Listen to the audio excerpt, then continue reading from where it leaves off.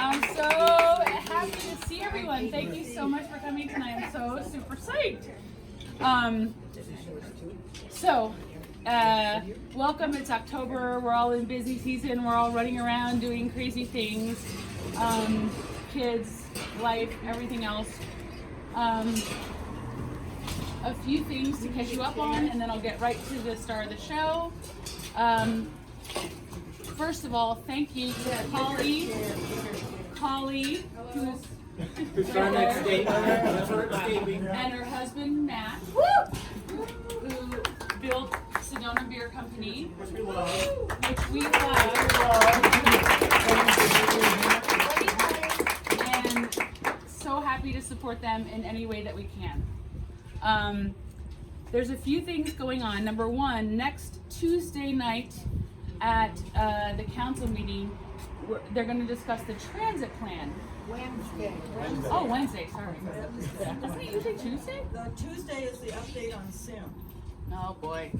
Big nights. And Wednesday is at 3 o'clock. Okay, so I'm going to acknowledge our elected officials that are here. Who can't keep our mouths shut? No, I'm so. Our mayor, Sandy Moriarty, has been such a great supporter of this group.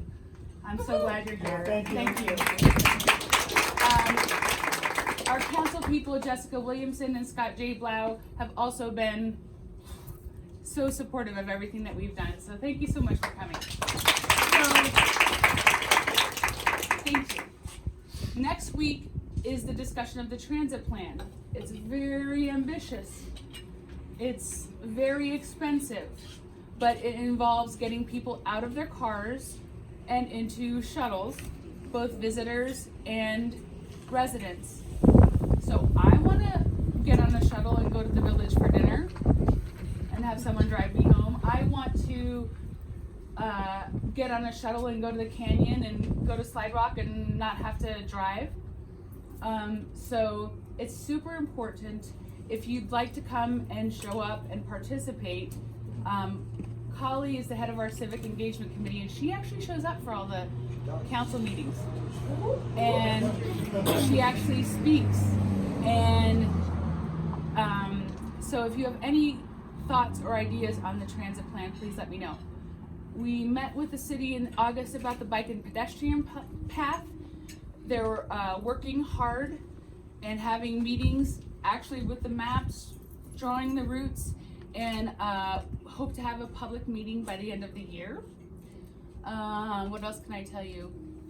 Next month, we are going to have Dennis Dearden, who is the superintendent of schools in Sedona.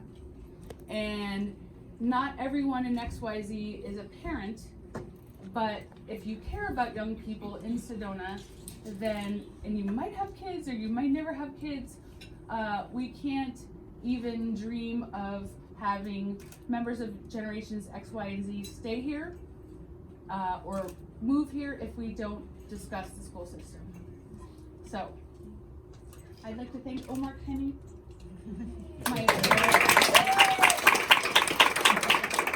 my partner in crime, for getting this all together, and I'm so excited to introduce Mayor Coral Evans of Flagstaff. I love everything that she's about. She's a native Flagstaff person. I follow her on social, and her posts inspire me every day. Is that a Flagstaff? They do. There's some people that like Flagstonian. I'm a Flagstaffian. Okay. In June, we had Art Babbitt here, who's running for Legislative District 6. Mayor Coral is running for Legislative District 6 this year. And there's 2 seats open. And thank you so much for coming. I appreciate it.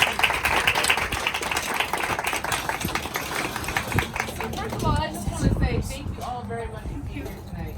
I've had some amazing conversations, and this is just a really awesome group. And I appreciate the opportunity to come and take some of your time.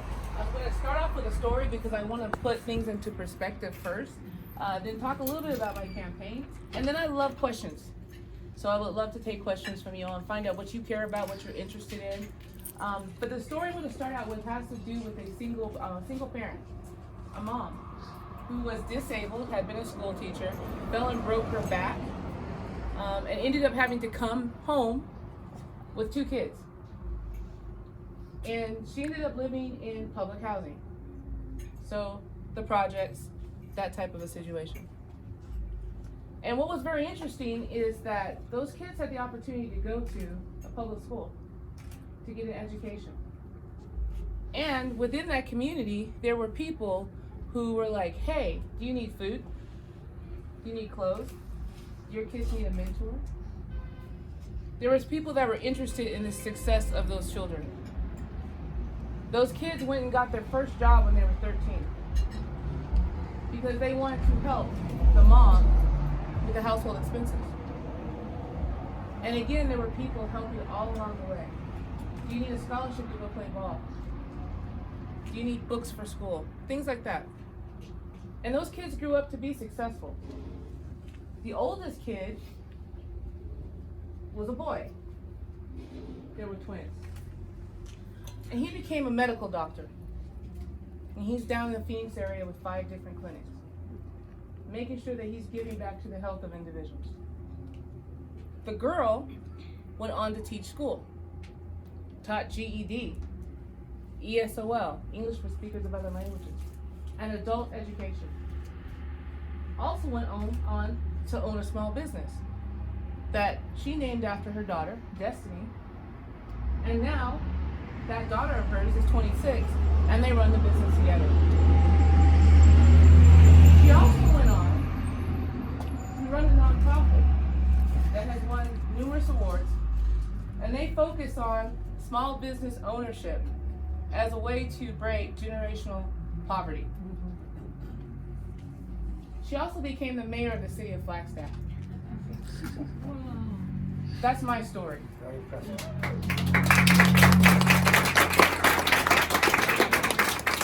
I start out with that story because I think it puts into context what we're doing. I'm a 3rd generation daughter of Arizona. I live in the house that my grandfather built in 1942. I live there for a reason. I live there because I think roots are important. I think it's important to be grounded. When I ran for office the first time in 2008, I ran as a community organizer. And I was running because the neighborhood was trying to save a building and turn it into a community center. And the council at that time wanted to tear it down. The building that I'm talking about is the historic Murdoch Community Center, which was the first, it was a black segregated school in Flagstaff. It was the first school that was desegregated almost 2 years before Brown versus the Board of Education. Because in Arizona, we were progressive. And we thought segregation in education was a bad way to educate our kids. At that time, people were like, a community organizer can't win, especially coming from a neighborhood like that. So after 2 terms on the Flagstaff City Council, I decided to run for mayor. The reason why I decided to run for mayor against an incumbent is because there was a developer who was coming into a historic neighborhood. There was a trailer park that had 58 families in that trailer park. 52 were immigrants that were not from here and could not speak English. They came to a city council meeting and one lady broke down. She had taken her entire savings and she had bought a trailer in this trailer park. She had 4 kids. She was tired of working 2.5 jobs. So she said, the rent in this trailer park is $350 a month. Now instead of working all these jobs, I can work 1.5 and spend time with my kids. 6 months after I put my entire savings in this, I'm being told that they're going to close the trailer park and that my trailer is too old to move. And she lost it. At that particular time, the mayor banged his gavel and he said, this is a city council meeting. You need to wrap this up. We have important business to get to. What could be more important than us talking and listening and spending time with the people that we serve? So I decided to run for mayor. And I was told, that's impossible, not gonna happen, you're running against an incumbent. I'm now in the middle of my 2nd term as mayor. And my last election, I had no one run against me. Now I'm not saying this because I'm great and wonderful and all that, but I'm saying that it really starts with the core of the conversation. I decided not to rerun from my spot as mayor. And I'll tell you why. As mayor, we are nonpartisan. We serve the people. Doesn't matter if that pothole is Republican or Democrat. All that matters is there's a pothole and needs to be fixed. When someone calls me up and says, can you come talk to the kiddos about your story and why it's important for them to stay in school? I don't ask if they're Democrat or Republican. You know what I do? I put it on my schedule because that's what's important. First and foremost, it's the responsibility of the mayor to take the vision of the community and hold it up right and make sure that we filter our discussions and our decisions through that. The second thing is, I am one of 7. It takes a whole team to lead. Not just one, but we don't go anywhere because of one. We move because of majority. And because we are all different individuals and we're different lenses, we all have different ideas that we bring to the table. And we shape them and we mix them up. And we make democracy. And we make policies that work for people. And the last thing is, as a mayor, I represent everyone. Those who are on Team Coral voted for me, walked for me, knocked for me. Those that were not on Team Coral and voted against me. And all of the other individuals in our community that cannot vote, period. The kids, the undocumented, people with severe mental disabilities, and also individuals that have been incarcerated.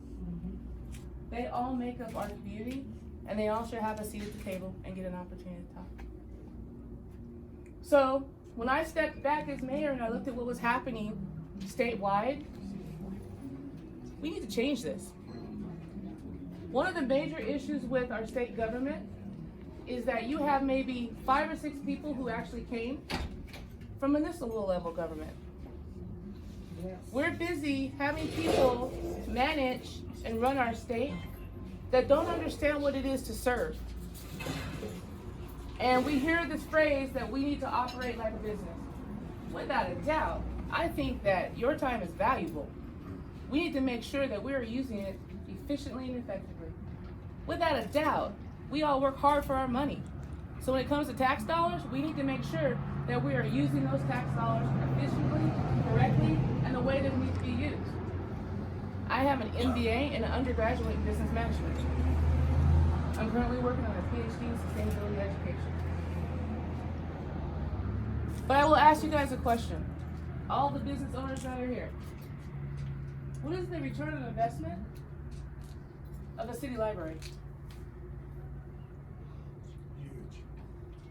What's the return on investment of a park? You're getting ready to have a conversation about transportation because you're trying to pull cars off your road. What is the return on investment of lowering your carbon footprint? Please tell me. There are some things that cannot be measured in a traditional sense. And that's what we're missing when it comes to how we're governing. My 3 issues are very simple. The education system in this state is ridiculous, period. And it's not just teachers' pay. I'm talking about the whole entire system. You know, we have kids that are not starting out where they need to start out. And quite frankly, we have adults that need to be retrained that are not getting retrained. I didn't go straight to college. I got my GED. I went to a trade school. I got a certificate in computer operations. I landed a really good job at Gore. And Gore paid for my first college degree. That's how I got it. Why don't we have more apprenticeships? Why don't we have more internships? Why are we not doing more retraining of adults? Why don't we make sure that everyone has the opportunity? You want to talk about teachers? You want to know why there's a shortage in teachers? I go into classrooms all the time and talk at the university. Teachers make what start out with? 28? 32? 37? 27. 27. Who knows? They make between 27 and 35. You got $60,000 in student loans to become a teacher minimum. The math doesn't add up. Doesn't add up. My second issue is our environment. Look how beautiful this is. Like, we're standing outside. I'm telling you, this district, District 6, is absolutely a beautiful district. Look at this. A lot of us make our money off of tourism. People come to visit us because we look beautiful. The air, the scenery, the ability to move around and stretch. All that stuff is being compromised and destroyed. Within that environment component is also water. Water is life. It's a finite resource. When I went to go testify in June before the Natural Sciences Subcommittee in DC, I was there talking about water and about why are we still talking about doing uranium mining in the Grand Canyon, especially because we're not using any uranium here right now. And most of the uranium that people are coming after is all from outside of our country in the first place. So why are we having this conversation? And before we even have that conversation, maybe we should clean up the legacy of uranium mining. Let's start there and clean that up, and then maybe we can sit down and have a conversation about something else. And my third thing is local control. Yeah. So I'm going to tell you another real quick story to kind of put this in perspective. And I see you have your mayor sitting here, so I'm sure you guys all know about short-term rentals. Okay? So I'm not going to go into that. But I'm going to talk about plastic bags. Yes. So in Flagstaff, I was the council member that raised my hand at a council meeting and said, I want to ban plastic bags. We're done with plastic bags in our city. How many of you guys think that had to do with the environment? So you think I wanted to ban plastic bags because of the environment? No. Yeah, you guys are like, So, we are in a recession. We were at that time. And we were looking at closing the East Side Library, the branch, that serves a largely impoverished, challenged neighborhood. Only place those kids have to go to get internet. We were also looking at closing a recreation center in the middle of Brandon Homes, which is a housing project. Then we were talking about cutting back to 4 days a week at the Aquaplex. Again, it seems like whenever we talk about cuts, it's always to the social infrastructure, right? The social infrastructure. We never talk about the physical infrastructure. It's always the social infrastructure. And I was like, well, how much money do I need? You need $150,000. Okay, I'm gonna go find it. My grandpa used to say, if you take care of your pennies, they turn into dollars. So I got the budget. The budget was like over, 1,500 pages. And I started going through every line item. I got to the city landfill. And it was an expense for $180,000 to pick up trash at the city landfill. So I said to myself, what is this? Why are we picking up trash at the city landfill? Made an appointment, went and talked to the budget people. They're like, there is a federal requirement that we pick up the trash that blows around at the city landfill. And I was like, well, what trash could possibly be blowing around at the city landfill? Guess what it was? Plastic bags. I was like, well, there's my $150,000. Plus I found 30 more. So I came back to council and I said, I found it. I want to get rid of plastic bags. I found an additional $30,000, by the way, so I actually want to increase some hours and some programming. I left that council meeting on Tuesday. Now don't forget, I also run an incubator that helps poor people start their own business so they can get out of generational poverty, right? I run a nonprofit on the side of all this. It's called the Market of Dreams, Mercado de los Sueños. What's it called? Mercado de los Sueños, so Market of Dreams is how it translates it. And so, I was sure in the back of my head that some smart entrepreneur was gonna start making bags, right? Someone has a sewing machine. We're getting ready to ban plastic bags. There's gonna be money to be made. This is gonna be a local thing. It's gonna be great. By that next Monday, our state representatives had decided to ban the plastic bags. So then I was like, I want my $180,000 in, because it's an unfunded mandate. We as a community are trying to figure out our budget, and we're trying to figure out how to best use our taxpayer dollars. We found a solution to this issue. You've now said we can't do it, but then you need to give us $180,000 because I still have the same problem I had before. This is about local control.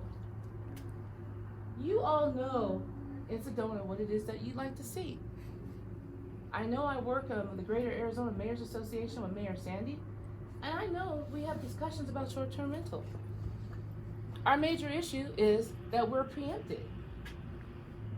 I know that Tucson came up with a way to eliminate the excess guns they had on the street. They got preempted. Bisbee was already banning plastic bags, and they had to reverse that. In Tempe, the voters said, hey, we would prefer to know where the money's coming from for our elections. So they voted on it, and like 90% said, that's it, no dark money. They're being sued. Who better to know what to do in your city and town than you are? That's just basically it. So those are my 3 top issues. I have a whole bunch of other issues, but I think if we just start with those 3, get those cleaned up, I think that we'll be on a good start. And so I'm here tonight to just tell you about myself. Some of you I know, many of you I don't, and let you know what my perspective is. Because like I said, I'm 3rd generation, and I want to acknowledge that there's people in Arizona that have been here 500 generations. So for me to be like proud to be here for 3 generations, that's just a drop in the bucket. But my daughter is 4th generation. And I'm really worried about what the 5th generation is going to look like. And whether or not they're going to be able to grow up the way I did in such a wonderful state. So with that, I'm totally open to questions. I've got a question.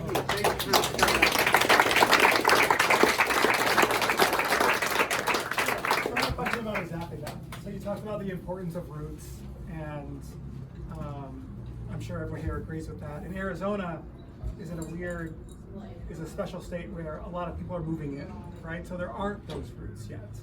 And a lot of people are looking forward to making those roots here in Arizona. And so I guess, you talked a little bit about short-term rentals and affordability of living in this district. And I guess could you just expand on that a little more, and just how do individuals and families moving in who are seeking to build those rooms, how do they do that with all the headwinds and all the challenges? Your commitment to that. So I think one of the issues with the short-term rentals is that they really destroy neighborhoods, right? And I think that's problematic, because if you don't know who's next to you or who's around you, how do you build community? I think another issue that we have with building community has to do with our building codes. I know right now in the city of Flagstaff, we are looking through our building codes and trying to tweak them to allow a sense of community. You'll drive through neighborhoods. I grew up in one of those front porch neighborhoods where the kids were going to play in the street because that's what we were going to do, and everybody was on their front porch. You look at neighborhoods now, you got the garage, no front porch, and everybody's in their backyard. It's neighborhood design, right? It's like we're designing neighborhoods, our community, out of our neighborhoods. Another thing that I think is problematic is the cost of living here. If you're working 2 and 3 jobs, how are you going to be able to sit down and have community? You're not, you're working. So what kind of industry can we bring here that is, 1, suitable for our environment, and number 2, allows for a decent way of life? One of the things that we did in Flagstaff when I became mayor is I went down and I studied the Verde Valley. I'm like, dude, $50 million for what? This is Verde Valley, like how'd that happen, right? And then I came back to Flagstaff and I was like, get all the breweries together. We need to have a conversation. What do the breweries need to grow themselves by 10 employees each? Because when you study it, it's science, technology, engineering, and math. You don't just put stuff up and create a great tasting brew. And you need people who can weld, who can put together all this stuff. You need the salesmen, you need wait staff. How can we grow this industry and get really behind it? Also with the export and import. I don't have all the questions, but I can tell you that there's little tweaks that we can do to promote community. We're looking right now at accessory dwelling units. The what? Accessory dwelling units. The little like houses. You know, you go through the neighborhood I live in, and almost every house has one of those in the back. That's also a sense of community. People closer together, not so spread out, you know? And so a lot of it has to do with intentional design. You have to intentionally say you want to put your community back. So let's do 2 more questions, and then we could talk to Mayor Coral afterwards. Who wants to go next? So, with the environment, climate change is really important to me. That's why we do Compost Crowd. The state has a really weak climate action plan. Yeah, 2006. No, seriously, I learned something. It's severely weak. It was adopted in 2006. Nothing like what you have in Flagstaff. So how do we get something that, and it only deals in carbon emissions. It doesn't deal in methane, it doesn't deal in food waste stream, it doesn't deal in anything else, water, nothing. So how can we bring something like that to the state? So first of all, I didn't even know the state had one. It's Because just- if you hadn't have told me that, my answer was to take the one we have in Flagstaff. That's what you guys are doing here. You know, it's my understanding that Clarksdale, Jerome, and that area is interested in one. Put them all together, see like, okay, what's gonna fit where. Why can't we have a state climate action adaptation plan? Like, who says we can't have that? I think we should have that. Well, I call the state reps at least twice a week. Like Blackman, I call Ducey, he never calls me back. I call Silvale, she never calls me back, and I call Thorpe. Asking basically just that, what are they intending to do about it? Because like, if we don't do anything, it's like one of those things, if you don't start, you're never gonna finish, right? And like, we need to get the ball rolling on this, because we've got almost 10 years left now instead of 12, like when the study came out a year and a half ago. So hopefully there's something that's big, as opposed to just dealing with missions, you know, or like this low-hanging fruit isn't gonna get done. I can tell you that I am very passionate about the climate action adaptation plan in Flagstaff for a bunch of different reasons, okay? I'm really, the way we did ours, and it's not just because I'm the mayor of Flagstaff, but we started with who is being impacted by climate change. And you know, Mackenzie left, so she was there when we did ours, and then Sedona grabbed her, but we'll talk about that later. And we were looking at the most vulnerable, right? So one of the reasons why the cost of housing is so high is because people are trying to get out of the heat. Okay, so you got second homes that are being purchased so people can't live in them. You have this short-term rental thing going on. Okay, that's negatively impacting poor people. The neighborhood that I live in, Flagstaff in general, 10 years ago, you didn't need air conditioning. Now in the wintertime, the house I live in was built really fine. The way the air circulated, it didn't get too cold. You have the heat. I don't have central heating. You have one in the wall in the front, one in the wall in the back. It was fine. Now, it is seriously cold. I mean, it's hard to explain, but it's a bitter cold. So now my gas bill's going up.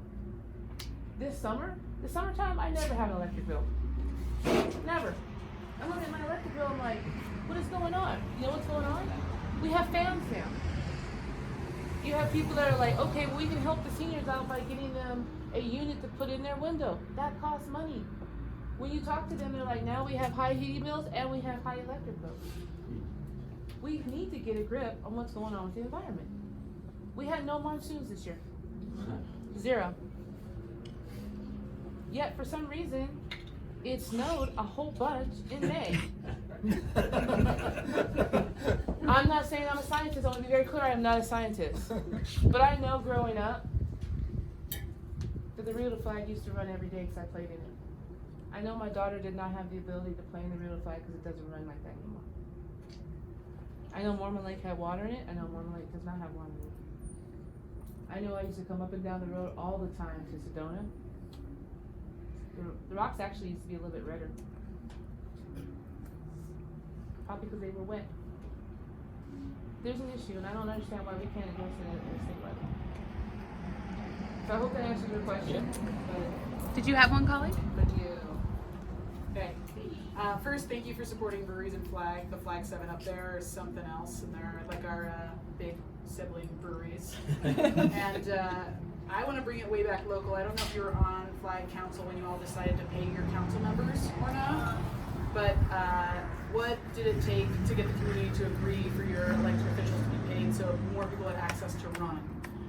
Our current government is unpaid. It disables the majority of the community from getting involved. And so I'm wondering if you have any thoughts about that. So actually, huh? Basically unpaid. Basically. You couldn't live on it. $500. We can't live on it. Okay, so I just had a fair item go through our Flagstaff City Council. On my way out, my commitment is to fix the salary of council, right?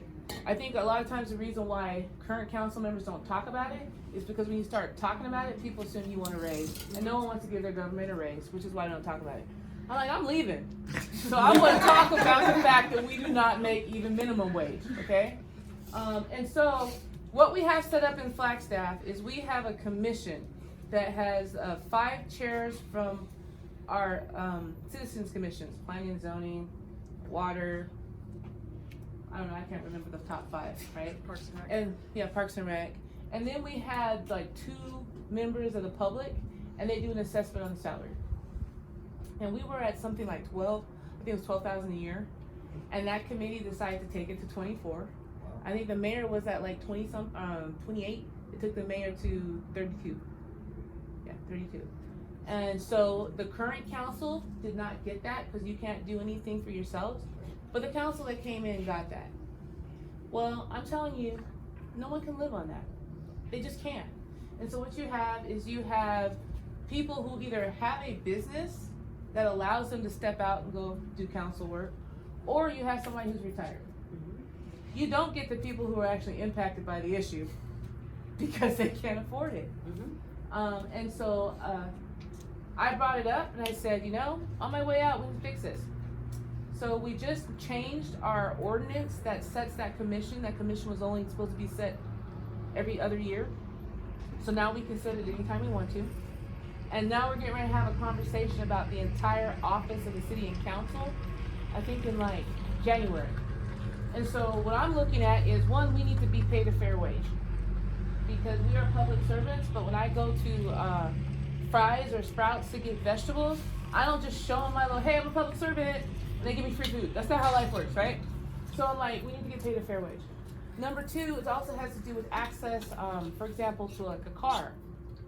Because you're required to kind of run all over the place, and some of us don't have cars. Our cars have like 250,000 miles on them. Also, and this is a nuance that's probably getting too wonky as I look at my campaign manager. She hates when I get wonky. But I love policy, like I love policy on their own. Some people don't have credit cards, or they don't have an available balance on their credit cards. So you get sent to DC, and you have to produce a what? You have to produce a credit card so you can get into the room for incidentals. Some people don't have that. So there's some people that don't take advantage of going and getting more information and bringing it back because they don't have those types of resources. So we're getting ready to have that conversation. And I don't know how your charter and everything works here, but in Flagstaff we can have that conversation. But if we want to go to like districts and stuff, that has to go back to the people. So I kind of look at your mayor, I'm sure she could explain We it. don't have a charter and we don't have districts. Okay, well you guys should just bring it up at a council meeting saying you want to pay your people more. I'm sure they won't say no. Hey, thank you, Mayor. Thank you so much.